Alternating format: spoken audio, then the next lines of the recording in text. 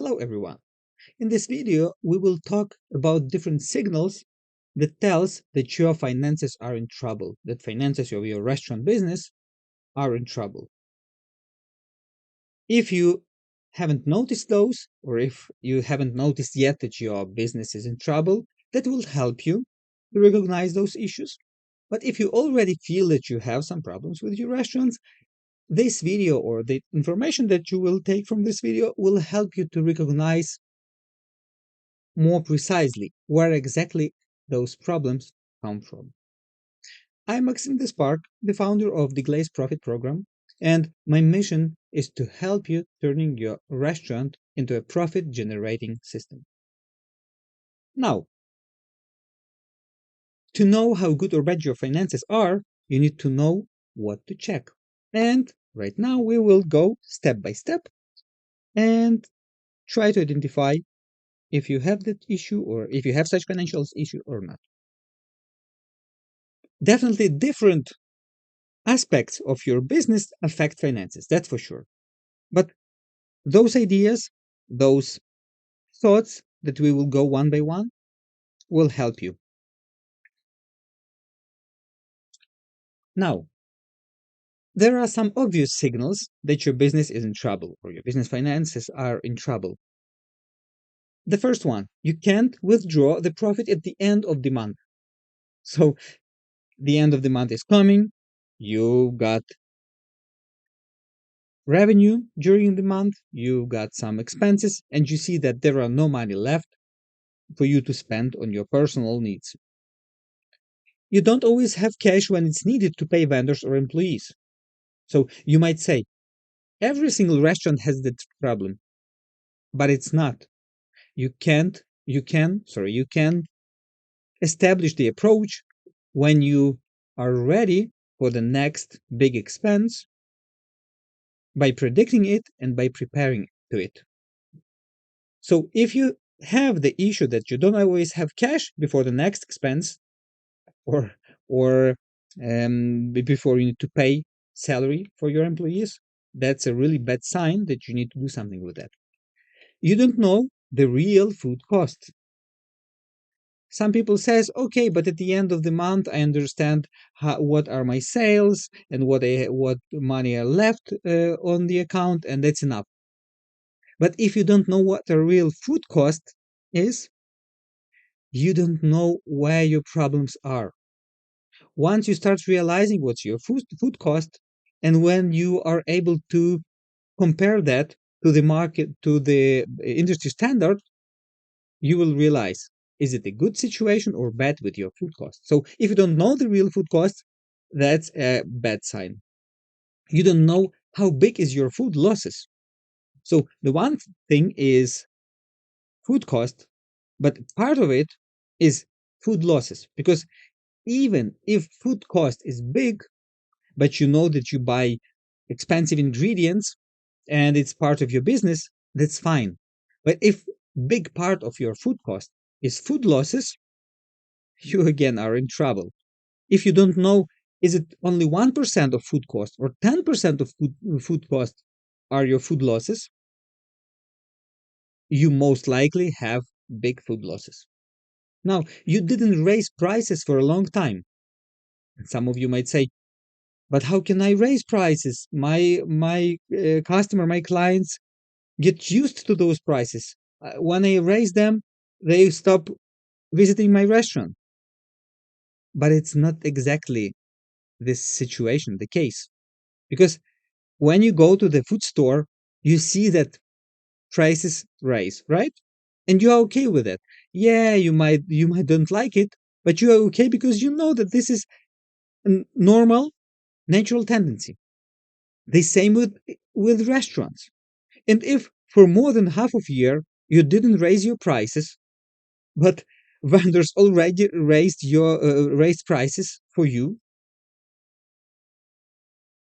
you need to keep up with the market. When ingredients prices are raising,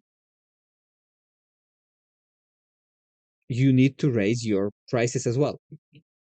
So if you don't do that yet, that's an issue. Now, tricky signals that your business is in trouble. So some of those signals you don't expect. Your employees have a lot of time for small talks. What it says about that means if your employees are on hourly paid salary, that means that you pay for nothing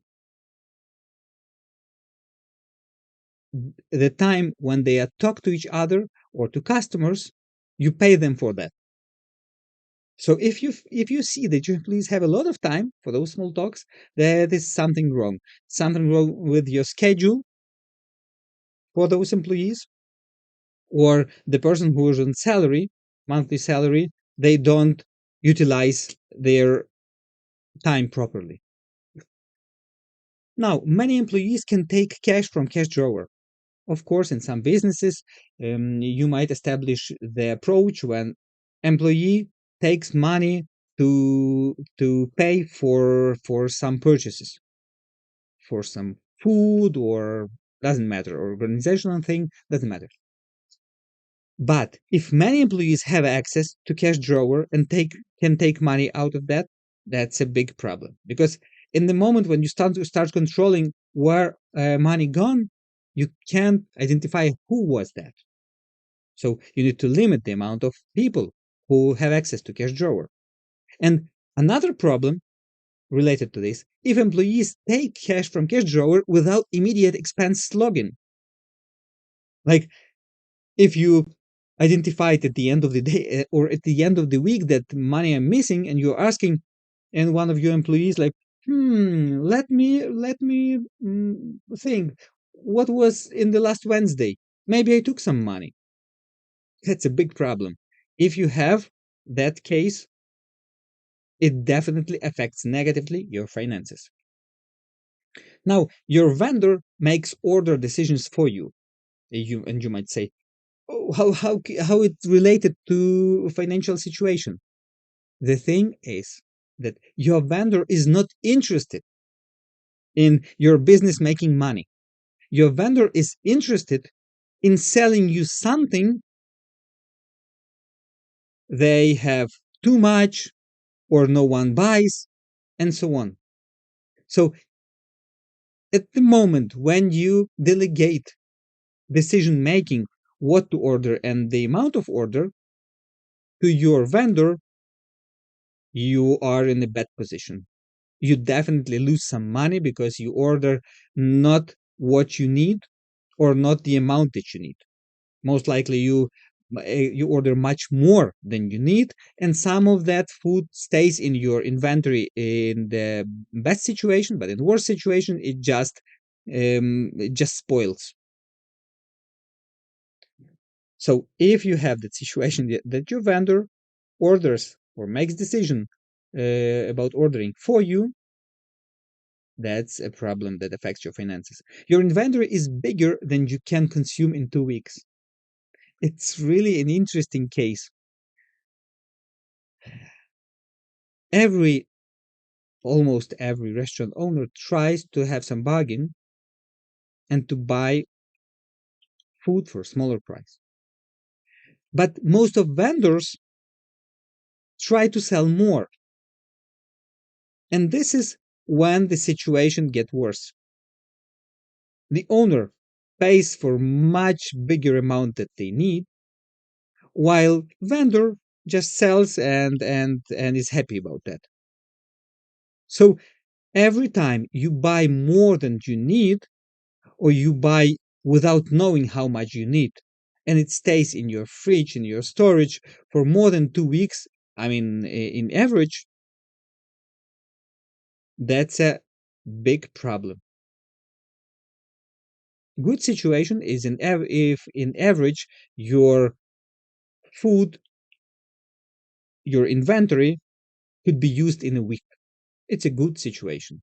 It's okay situation, and it affects your finances positively when you can reduce that number, when you can have week or less of average consumption. Now, The last one, your salaried labor costs is bigger than hourly labor payments. It's a really tricky one. What does it say about? What it says about? It says that you keep some of your employees on a salary, on a monthly salary, and you are not able to modify their schedule, their shifts, to optimize your finances, to reduce the salary you pay when there is no load. So if you have two, three, four salaried persons in your restaurant and it takes bigger amount than hourly labor payments per month, you are in trouble. That means that you have more personnel on the salary than you need. Now, the 10 issues that I've just mentioned, even if most of restaurants have similar situation, like not enough money when you have upcoming expenses. If it's this similar situation is in most restaurants or your friends restaurant owners have the similar situation, it's not normal. It's not the industry standards. It's average, yes. Is it normal, or it's a good financial situation or good business approach? No. It's a way that leads to a business decline. That's why 10 to 15% of restaurants are closing per year, are closing every single year. Of course, many more appears on the market, new restaurants. But old are closing because they can't keep up with all those issues. Because they see that other restaurants do the same and they don't spend enough efforts to fix their business. So if you have one of those 10 problems or more than one of those 10 problems, it's not normal. You need to fix those. You are not the one to be blamed because industry is tough and your role might be exhausting. So basically you are already might be exhausted. You start hating your business, your role, wherever. So it's you are not the one to be blamed because it's really tough industry. But you need to understand that you are the only one who is responsible for saving the business, who can save that business. You are the person in most of cases. Of course, there might be some relatives who also help you with the business, but if you are the owner, you are the person who can save the business. And if you already spend huge amount of efforts for opening the business or buying the business and making it run, making it working and be opened on daily basis, you spend your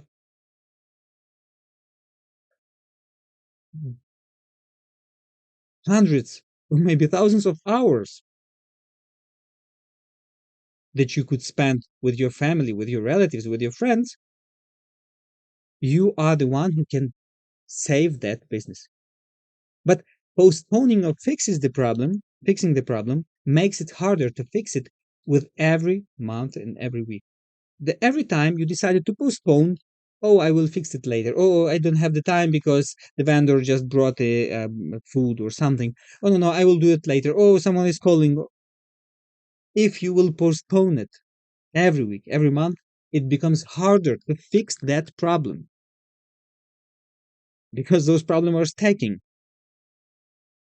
So I encourage you, if you saw some of those problems, if you see that in your restaurant, please start fixing them. If you want to keep your restaurant running and making it better. So if you want to know how we can help to improve the financial situation of your restaurant, please go to the description of this video and click on the first video on that description. But if not, That's totally fine. I'm sharing that openly, that information openly with you, and I hope that will help you to review where are you with your business right now, with your financial restaurant situation right now, and I hope that this video will help you to identify what are problems that you need to address at first. I hope, yeah, that will help you. That's it for this video. If you like this, please click thumb up and subscribe button. Also, leave a comment. It will help me to understand better. Is it enough information that I've just shared with you, or you need more information, or what exactly you like it in this video? And it will also help YouTube algorithm identify that this video is useful and could be showed to other restaurant owners like you. I hope you to increase your profit or profit margin and reduce the stress that you have with your restaurant. And have a nice day.